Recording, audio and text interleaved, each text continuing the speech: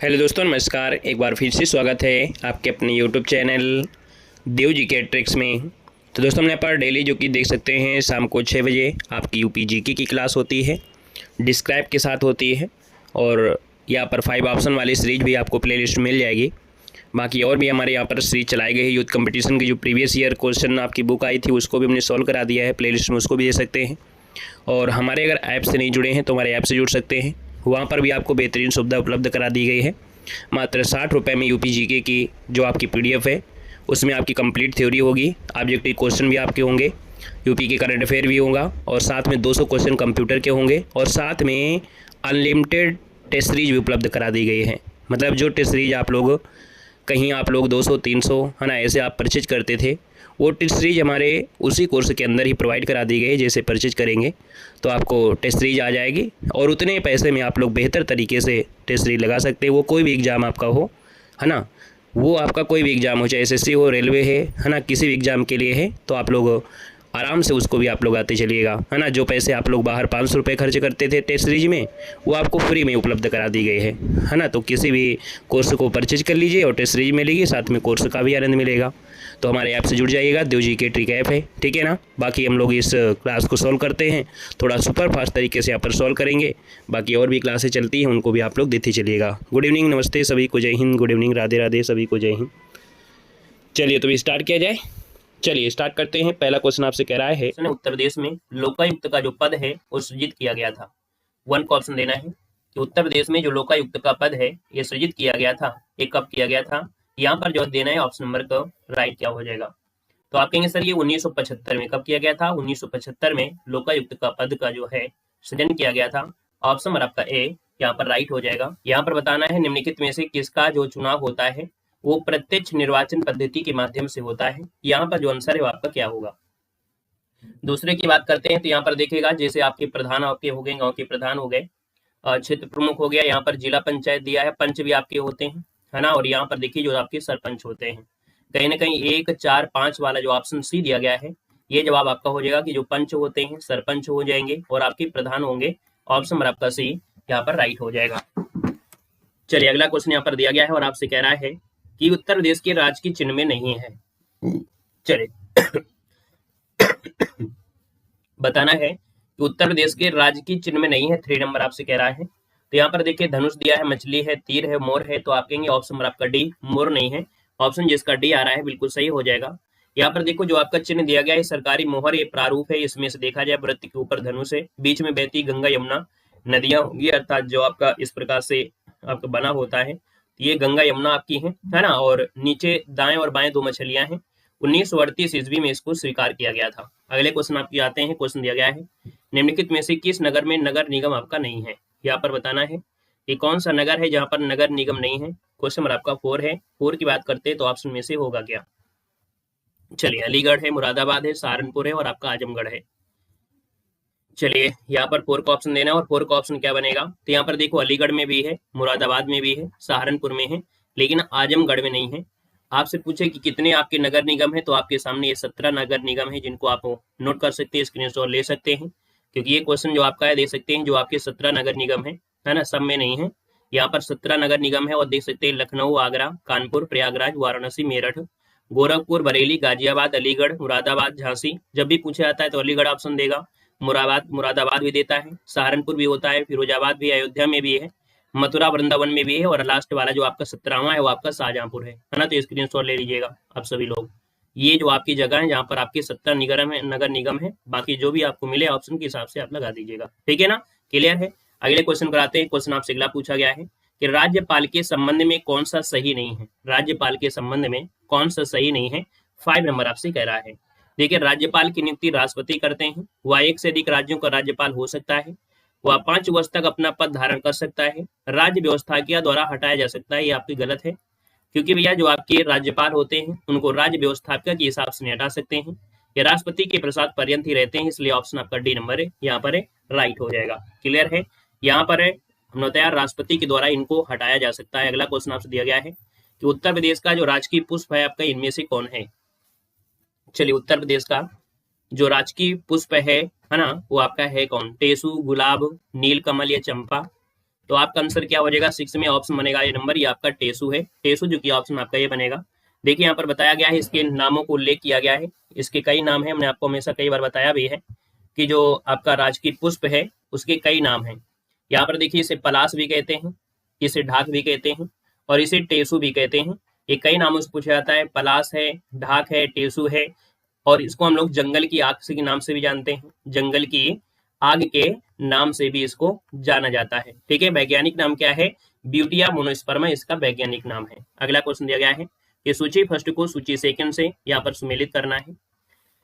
यहाँ पर देखिए जो आपका ये क्वेश्चन आपका हमेशा इसी प्रकार से पूछा जाता है और जब भी कभी जनपद और मुख्यालय पूछता है तो वही पूछता है जिनके मुख्यालय परिवर्तन आपके हैं। बाकी बहुत ऐसे मुख्यालय हैं जिनका मुख्यालय उसी के नाम से अर्थात वहीं पर है, लेकिन कुछ ऐसे मुख्यालय हैं जिनका जनपद वहां पर नहीं है, दूसरी जगह है, मुख्यालय जो आपका है दूसरी जगह है।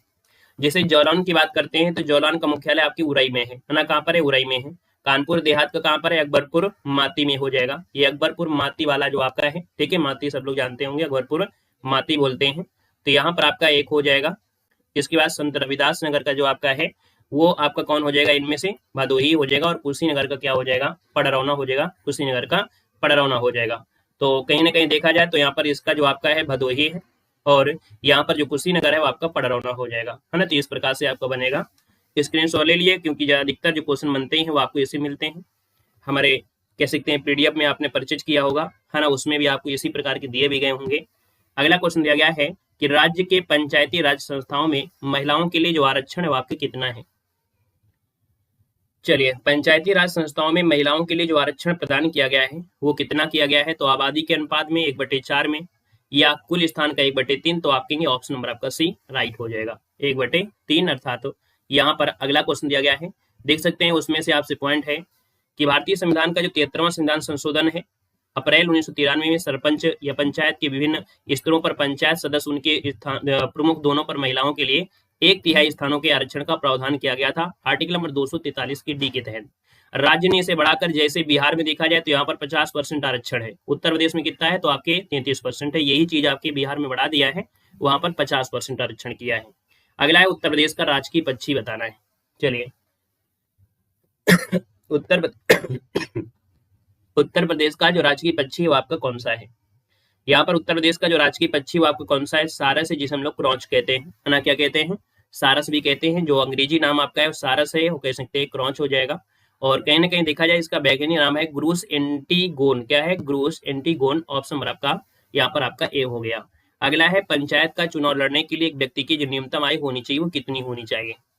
पंचायत के चुनाव लड़ने के लिए एक व्यक्ति की जो न्यूनतम आयु है वो आपकी होनी चाहिए कितनी, तो आपकी 21 वर्ष की होनी चाहिए। तो यहाँ पर जो आपका आंसर है आपका सी नंबर है, राइट हो जाएगा, 21 वर्ष आपका होना चाहिए। यहाँ पर देखिए जो अगर पूछे मतदान के लिए आयु तो कितने होना चाहिए, 18 वर्ष। ठीक है, मतदान के लिए है तो 18 वर्ष हो जाएगा। अगला क्वेश्चन दिया गया है कि यूपी विधानसभा के प्रथम अध्यक्ष जो आपके थे वो आपके कौन है। यूपी विधानसभा के जो प्रथम अध्यक्ष वो आपके कौन है, 11 नंबर आपसे कह रहा है। तो यहाँ पर देखिए जो पुरुषोत्तम दास टंडन थे, पुरुषोत्तम दास टंडन, ये देखा जाए ऑप्शन बी हो जाएगा। और याद रखिए संयुक्त प्रांत के लिए विधानसभा पहली बार 1 अप्रैल 1937 को भारत सरकार अधिनियम 1935 के अधीन प्रतिस्थापित हुई थी। पुरुषोत्तम दास टंडन अब्दुल आपके कहीम 31 जुलाई 1937 को ये आपके सभापति बने थे और जो अब्दुल आपके हकीम है वो आपके उप सभापति थे। ठीक है, तो इसका आंसर क्या हो गया, पुरुषोत्तम दास टंडन हो जाएगा। अगला क्वेश्चन दिया गया है कि उत्तर प्रदेश में अब तक कितनी महिलाएं मुख्यमंत्री पद पर आपके रही हैं। चलिए, उत्तर प्रदेश में कितनी महिलाएं मुख्यमंत्री पद पर आपके रही हैं, 12 नंबर दिया गया है और 12 का जो ऑप्शन बनेगा इनमें से राइट क्या हो जाएगा तो 2 महिलाएं रही हैं। ये 2 महिलाएं आपकी कौन कौन सी हैं, 2 महिलाएं कौन सी हैं। चलिए, सुचेता कृपलानी ये प्रदेश की पहली आपकी रही हैं, दूसरी आपकी सुश्री मायावती जी रही हैं, ऑप्शन नंबर आपका सी यहाँ पर राइट हो जाएगा। मायावती जी की बात करते हैं तो सर्वाधिक बार मुख्यमंत्री उत्तर प्रदेश की मायावती जी रही हैं। ठीक है, इसके बाद अगले क्वेश्चन को आते हैं। क्वेश्चन दिया गया है, कह रहा है निम्नलिखित में से कौन सा उत्तर प्रदेश के मुख्यमंत्री के पद पर नहीं रहे हैं। उत्तर प्रदेश के मुख्यमंत्री नहीं रहे हैं तो यहाँ पर देखिए गोविंद वल्लभ पंत भी रहे हैं, TN सिंह भी रहे हैं, राम नरेश यादव रहे हैं, लेकिन नित्यानंद स्वामी आपके न रहे हैं। ये आपके उत्तराखंड के रहे हैं, है ना, तो आप कहेंगे सिर्फ इसका आंसर आपका सी हो जाएगा। और देखा जाए तो आपके 26 जनवरी 1950 को उत्तर प्रदेश के प्रथम मुख्यमंत्री गोविंद वल्लभ पंत जो कि 50 से लेकर 54 तक थे। त्रिभुवन नारायण सिंह भारत के एक राजनेता और उत्तर प्रदेश के मुख्यमंत्री थे। अक्टूबर 1970 से लेके 4 अक्टूबर 1971 तक मुख्यमंत्री रहे थे। वहीं पर रामनरेश यादव भारतीय राजनेता थे, उत्तर प्रदेश के भूतपूर्व मुख्यमंत्री, जो कि 77 से लेकर 79 रहे हैं। ठीक है, अगला क्वेश्चन आपसे दिया गया है कि गौतम बुद्ध नगर जिले का मुख्यालय जो आपका है वो आपके कहाँ पर है। चलिए बताना है कि गौतम बुद्ध जो दिया है गौतम बुद्ध नगर जिले का मुख्यालय जो आपका है वो कहाँ पर है, इसका आंसर देना है। चलिए गौतम बुद्ध नगर जिले का मुख्यालय कहाँ पर है, तो आपका आंसर हो जाएगा जो कि आपके नोएडा है। कहाँ पर है, नोएडा, इसका जो आंसर है यहाँ पर डी नंबर है, राइट हो जाएगा। नोएडा उत्तर प्रदेश के किस जिले में अवस्थित है, नोएडा उत्तर प्रदेश के किस जिले में अवस्थित है आपसे कह रहा है। तो नोएडा जो आपका है गौतम बुद्ध नगर हो जाएगा, ऑप्शन नंबर आपका ए यहाँ पर राइट हो जाएगा, याद रखिएगा। क्लियर है। यहाँ पर अगला दिया गया है और आपसे कह रहा है कि उत्तर प्रदेश का जो राजकीय पुष्प है इनमें से कौन सा है। देखिए उत्तर प्रदेश का राजकीय पुष्प है और अभी भी क्वेश्चन मिला भी था कि जो राजकीय पुष्प है वो आपका पलाश है, जिसे ढाक भी कहते हैं, इसे टेसू भी कहते हैं। तो ऑप्शन नंबर आपका डी राइट हो जाएगा, पलाश हो जाएगा। अगला है स्वतंत्र भारत में उत्तर प्रदेश राज्य के विधानसभा अध्यक्ष इनमें से कौन थे। स्वतंत्र भारत में उत्तर प्रदेश राज्य के जो प्रथम विधानसभा अध्यक्ष थे इनमें से कौन हो जाएंगे, तो ये आपका आंसर हो जाएगा पुरुषोत्तम दास टंडन, ऑप्शन नंबर आपका ए यहाँ पर राइट हो जाएगा। और अगले क्वेश्चन को आते हैं। क्वेश्चन दिया गया है कि कार्नवालिस की जो कब्र स्थित है वो आपकी कहाँ पर है। चलिए बताइएगा कि कार्नवालिस की जो कब्र है वो आपकी कहाँ पर स्थित है, 1 को ऑप्शन देना है। यहाँ पर देखिए कार्नवालिस की जो कब्र है वो आपकी कहाँ पर है, गाजीपुर में है, गाजीपुर, जो कि ऑप्शन आपका ए नंबर राइट हो जाएगा। यहाँ पर देख सकते हैं कि कार्नवालिस जो कि फोर्ट विलियम प्रेसिडेंसी का गवर्नर जनरल रहा, वो बंगाल का गवर्नर जनरल भी था। और इसने देखा जाए 1793 में बंगाल में स्थायी बंदोबस्त के रूप में एक नई राजस्व पद्धति की शुरुआत की थी। इसके समय में जिले के सभी अधिकार जो थे वो कलेक्टर को दे दिया गया और इसे ही भारतीय सिविल सेवा का जनक भी कहते हैं। किसे, कार्नवालिस को भारतीय सिविल सेवा का जनक कहते हैं। और जो कार्नवालिस की कब्र है उत्तर प्रदेश के गाजीपुर जिले में यहाँ पर है। ठीक है, अगला क्वेश्चन आपसे कह रहा है कि कालपी नगर जो आपका है वो किस नदी के तट पर आपका स्थित है। बताना है कि जो कालपी नगर है वो किस नदी के तट पर आपका स्थित है। यहाँ पर देखिए कालपी नगर जानते होंगे, कालपी नगर उत्तर प्रदेश के जौलान जिले में पड़ता है, जो कि आपकी यमुना नदी के दाहिने किनारे पर स्थित है। कालपी नगर से जुड़े हुए देखा जाए तो जैसे आपके महाभारत में एक नाम सुना होगा महर्षि व्यास, है ना, महर्षि व्यास का जो आश्रम था यहीं पर था, इन्होंने महाभारत का संकलन जो किया था ना, तो ऑप्शन नंबर आपका बी यहाँ पर राइट हो जाएगा। और देखो यहाँ पर दिया है जौलान जिले में आपका यमुना नदी किनारे है, महाभारत के जो महर्षि व्यास का जो आश्रम था आपका यहीं पर था। अगला क्वेश्चन दिया गया है कि महर्षि वाल्मीकि का आश्रम जो आपका पूछा गया आपका होगा क्या, क्योंकि ये महर्षि व्यास दिए गए हैं, ये महर्षि व्यास है और यहाँ पर महर्षि वाल्मीकि है, दोनों में अंतर आपको दिख रहा होगा। महर्षि वाल्मीकि का जो आश्रम था इनमें से कहाँ था, तो आपकी बिठूर, है ना, ऑप्शन नंबर आपका सी हो जाएगा, ऑप्शन नंबर आपका बी हो जाएगा, जो आपका बिठूर आपका आंसर है वो राइट हो जाएगा। ये कानपुर के अंतर्गत आपका आता है और गंगा नदी के दाहिने किनारे पर बसा है। बिठूर में ही महर्षि वाल्मीकि का आश्रम है और यहीं पर मर्यादा पुरुषोत्तम श्री राम के जो दोनों पुत्र थे लव और कुश का जन्म भी हुआ था। 1857 की क्रांति में बिठूर से देखा जाए जो यहाँ का नेतृत्व किया था वो नाना साहब ने किया था और नाना साहब के जो कमांडर इन चीफ थे वो आपके कौन थे, तात्या टोपे थे, याद रखेगा। अगले क्वेश्चन कराते हैं। क्वेश्चन दिया गया है गुरु गोविंद सिंह स्पोर्ट्स कॉलेज जो स्थित है आपके कहाँ पर है। चलिए यहाँ पर दिया है गुरु गोविंद सिंह स्पोर्ट्स कॉलेज जो स्थित है आपकी कहाँ पर है, 4 नंबर आपसे कह रहा है। चलिए यहाँ पर देखो आपका जो आंसर है 4 नंबर में 4 का ऑप्शन क्या होगा, तो यहाँ पर आंसर आपका डी हो जाएगा, ये आपके लखनऊ में है। कहाँ पर है, गुरु गोविंद सिंह स्पोर्ट्स कॉलेज लखनऊ है, ऑप्शन नंबर आपका डी यहाँ पर राइट हो जाएगा। और अगले क्वेश्चन पे आते हैं। क्वेश्चन आपसे दिया गया है जो कि इसकी स्थापना 75 में की गई थी। अगला है निम्न में से किस जनपद में कलिंजर का किला स्थित है। चलिए कलिंजर का किला जो आपके हो कहाँ पर है यहाँ पर बताना है। कलिंजर का किला कहाँ होगा, तो आपका आंसर भी हो जाएगा, आपका बांदा हो जाएगा। क्या हो जाएगा, बांदा हो जाएगा, बांदा इसका आंसर आपका राइट हो जाएगा।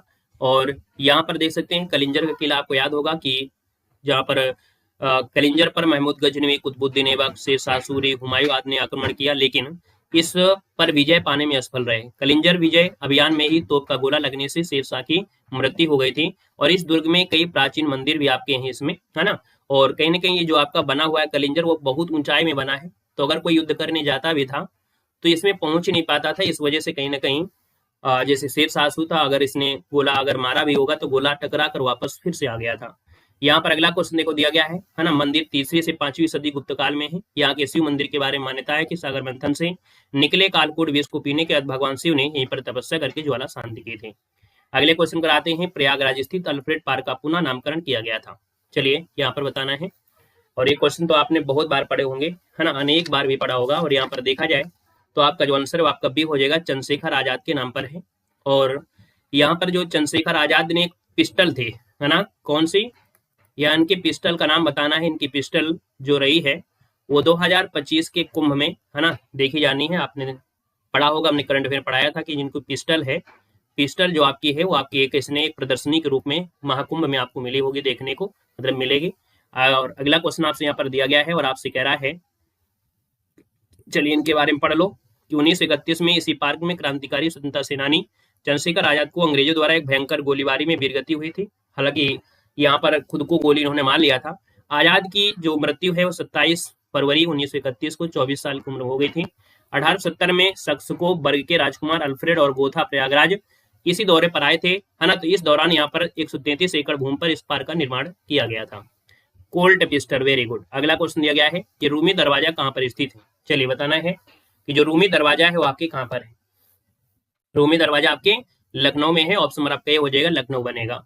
याद रखिएगा कि बड़ा जो लखनऊ में आपने देखा होगा बड़ा इमामबाड़ा, इसी की तर्ज पर ही रूमी दरवाजे का निर्माण भी किया गया था। ये भी वो कब किया गया था, अकाल राहत प्रोजेक्ट के तहत किया गया था। नवाब आसुद्दौला ने यह दरवाजा 1783 ईस्वी में अकाल के दौरान बनवाया था ताकि लोगों को रोजगार मिल सके। अवध वास्तुकला के प्रतीक इस दरवाजे को तुर्किक्स गेटवे कहा जाता है। तुर्किक्स गेटवे कहते हैं। रूमी दरवाजा कॉन्स्टेंटिनोपल के दरवाजों के समान दिखाई देता है। इसकी इमारत जो आपकी 60 फीट ऊंची है। अगला दिया गया, निम्नलिखित में से कौन सा विश्व धरोहर स्थल में आपका शामिल नहीं है। चलिए, कौन सा विश्व धरोहर स्थल में शामिल नहीं है। यहाँ पर दे सकते हैं आगरा का किला भी है, फतेहपुर सीकरी भी है, ताजमहल भी है, लेकिन यहाँ पर जो अकबर का मकबरा है वो आपके विश्व धरोहर में शामिल नहीं है। ऑप्शन नंबर आपका डी राइट हो जाएगा। और अगला दिया है, महोदया किसका पुराना नाम है। महोदया किसका पुराना नाम है। तो महोदया देखिए आपके कन्नौज को कहते हैं, जो कि त्रिनगरी है। इसका पुराना नाम महोदय श्री के नाम है। तो ऑप्शन नंबर आपका सी राइट हो जाएगा।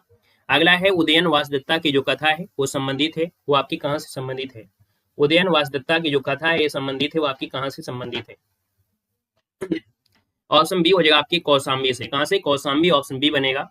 यहाँ पर देखिए महाकवि भास नाम सुने होंगे कि महाकवि भास ने अपने दो नाटकों, है ना, जो कि स्वप्न वासदत्ता और आपकी प्रतिज्ञा यौगंधरायण में उन्हें अपनी कथा का नायक बनाया। वत्सराज की कथा, बृहत्य कथा और सोमदेव के कथा सरित सागर में भी वर्णित है। उदयन जो थे वो चंद वंश के राजा और सांसनिक के पुत्र थे। वत्स का नृपति जिनकी राधानी कौशाम्बी थी। कौशाम्बी इलाहाबाद जिले में नगर आपका है ना, आप मिल जाएंगे तो वहां पर मिलेगा। यहाँ पर आगे बढ़ते हैं। क्वेश्चन दिया गया है, संत मलूक दास जो आपके हैं ये कहाँ से थे। चलिए, संत मलूक दास जो आपके हैं ये संबंध इनका कहाँ से है। मलूक दास, ये कड़ा जो आपको पड़ता है कौशाम्बी। ऑप्शन सी हो जाएगा, कड़ा जो कि कौशाम्बी। ऑप्शन सी बनेगा। अगला दिया गया है, किस नगर को भारत का सिराज कहा जाता है। किस नगर को भारत का सिराज कहा जाता है। चलिए, भारत का सिराज कहते हैं जौनपुर। किसे कहते हैं, जौनपुर कहते हैं। और जौनपुर की अगर हम बात करें कि स्थापना जो करवाया था, है ना, मोहम्मद बिन तुगलक की याद में करवाया था, जो कि फिरोज शाह तुगलक ने करवाया था। और जो मोहम्मद बिन तुगलक थे इनका वास्तविक नाम था जौना खां, और इसी कारण इस शहर का नाम भी जौनपुर रखा गया था। जौनपुर शहर की स्थापना किसने करवाया, और किसने करवाया, तो आप कहेंगे फिरोज शाह तुगलक ने करवाया। ऑप्शन नंबर आपका बी राइट हो जाएगा। यहाँ पर अगले क्वेश्चन कराते हैं। क्वेश्चन आपसे अगला पूछा गया है, कह रहा है नैमिषारण तीर्थ जो आपका है वो किस जनपद में है। नैमिषारण जो आपका तीर्थ है वो किस जनपद में है। चलिए, नैमिषारण तीर्थ जो आपका है सीतापुर में है। ऑप्शन आपका सी हो जाएगा, सीतापुर इसका आंसर है, यहाँ पर राइट हो जाएगा। महानिर्वाण मंदिर जो स्थित वो आपकी कहाँ पर है। महानिर्वाण मंदिर ये कहाँ पर है, तो महानिर्वाण सारनाथ में होगा, कुशीनगर में। तो आप कहेंगे कुशीनगर में भगवान बुद्ध के जो आपके प्राण थे, है ना। ऑप्शन नंबर आपका बी यहाँ पर राइट हो जाएगा। और देखा जाए तो महापरिनिर्वाण पूरी दुनिया में बौद्ध धर्म में सबसे पवित्र मंदिरों में से एक माना जाता है। इस मंदिर में भगवान बुद्ध ने 6.1 मीटर ऊंची मूर्ति जो है लेटी हुई मुद्रा में रखी है ना। ये मूर्ति जो आपके है कह सकते हैं उस काल को दर्शाती है कि जब 80 वर्ष की आयु में भगवान बुद्ध ने अपने शरीर को छोड़ दिया था, सदा सदा के लिए जन्म मृत्यु के बंधन से मुक्त हो गए थे, यानी उन्हें मोक्ष की प्राप्ति हुई थी। अगला है कि उत्तर प्रदेश का प्राचीनतम जीवंत नगर जो कहते हैं वो किसे को कहते हैं, किसे कहते हैं। चलिए, उत्तर प्रदेश का जो प्राचीनतम जीवंत नगर है वो किसे कहा जाता है, जीवंत नगर। ये आपका है वाराणसी है। क्या है, वाराणसी है। ऑप्शन नंबर आपका बी राइट हो जाएगा, वाराणसी। अगला है, आगरा शहर की जो स्थापना की थी वो किसने किया था। आगरा शहर की स्थापना जो किया था वो किसने किया था। तो आगरा शहर की स्थापना किया था आपके सिकंदर लोदी। ऑप्शन नंबर आपका डी हो जाएगा, सिकंदर लोदी ने देखा जाए तो 1504 ईस्वी में बसाया था, है ना। ऑप्शन जो आपको हो जाएगा डी हो जाएगा। और देखा जाए तो आगरा मुगल साम्राज्य की चहेती जगह हुआ करती थी। आगरा जो आपका है 26 से लेके 1658 तक मुगल साम्राज्य की राजधानी भी रहा है। क्वेश्चन नंबर आपका 18 है कि चौरी चौरा जो आपका है किस जिले में स्थित है। चौरी चौरा किस जिले में अवस्थित है। चलिए 18 का ऑप्शन दिया है तो आपका डी नंबर हो जाएगा गोरखपुर। क्या हो जाएगा, गोरखपुर। ऑप्शन नंबर आपका डी राइट हो जाएगा, गोरखपुर हो जाएगा। और यहाँ पर आगे बढ़ते हैं, क्वेश्चन आपसे अगला पूछा गया है और आपसे कह रहा है हिंदू मुस्लिम एकता का प्रतीक जो आपका दिया गया है, हालांकि ये क्वेश्चन आपने पढ़ा भी होगा। चलिए, हिंदू मुस्लिम एकता का प्रतीक सुलाकुल उत्सव का आयोजन जो किया जाता है वो आपकी कहाँ पर किया जाता है।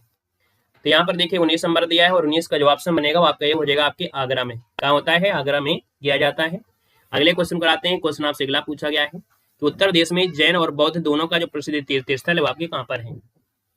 चलिए 20 नंबर दिया है, 20 का ऑप्शन भी हो जाएगा आपके कौशाम्बी। कहाँ हो जाएगा, कौशाम्बी हो जाएगा। अगला है कि महाजनपद काल में अयोध्या निम्नलिखित में से किस जनपद की राजधानी थी।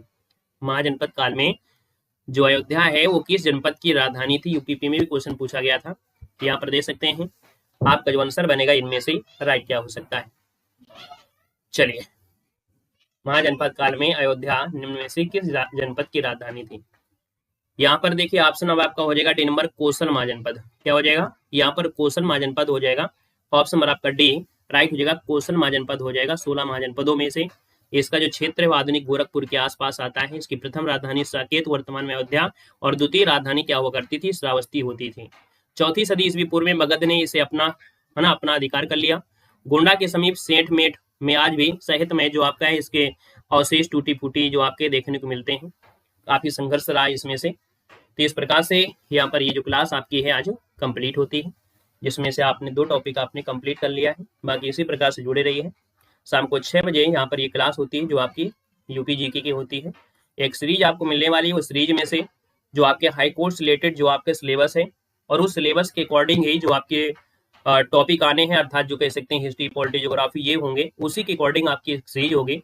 उस सीरीज के माध्यम से आप कवर कर सकते हैं जो बचे हुए दिन होंगे, उनमें से आप उसका रिवीजन कर लेंगे तो आपका कहीं ना कहीं देखा जाए उस टॉपिक से सभी चीजें आपकी आसान हो सकते हैं। क्लियर है। चलिए आज के क्वेश्चन जो थे आपके आसान थे, कोई दिक्कत नहीं है, पढ़े हुए थे, आसान थे, पढ़े थे, ठीक है, कोई नहीं है। चलिए तो आज के लिए इतना रखते